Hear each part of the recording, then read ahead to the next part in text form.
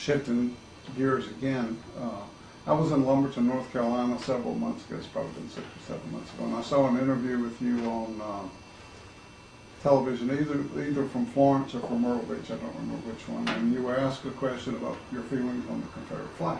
Yes.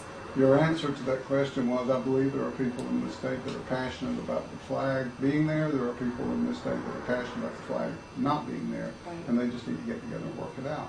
We'd like to know what your position is on the Confederate flag. You know, I feel like it's been resolved to the best of its ability. I mean, I wasn't here when they actually went through and did the negotiations. I understand that it was brutal, but I think that they came up with the best solution we're going to hope for. You know, what people need to, what I tend to look at is the practical side of the matter is, you know, you had it takes 2/3 of the House and 2/3 of the Senate to change that. That's not going to happen. I think right now, the Confederate flag where it is where the legislature is comfortable with it. I think that, you know, there was a compromise among the state on where it should be, and so it's not something I see as a priority right now. I think right now we need to be focusing on jobs and our economy and our education.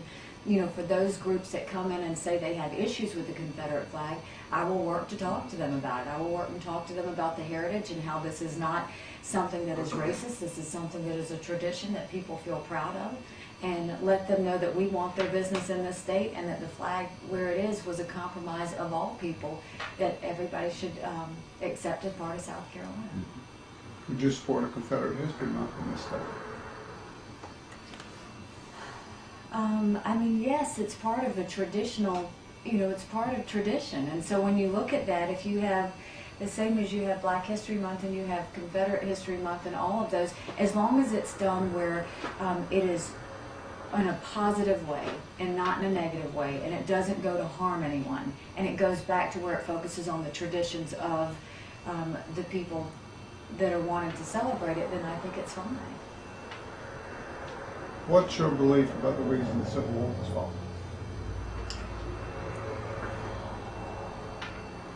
I mean, again, I think that as we look in government, as we watch government, you have different sides, and I think that you see passions on different sides, and I don't think anyone does anything out of hate. I think what they do is they do things out of tradition and out of beliefs of what they believe is right. I think you had one side of the Civil War that was fighting for tradition, and I think you had another side of the Civil War that was fighting for change. You know, at the end of the day, what I think we need to remember is that, you know, everyone is supposed to have their rights. Everyone's supposed to be free. Everyone's supposed to have the same freedoms as anyone else. So, you know, I think it was tradition versus change is the way I see it. Tradition versus change on what? On individual rights and liberty of people.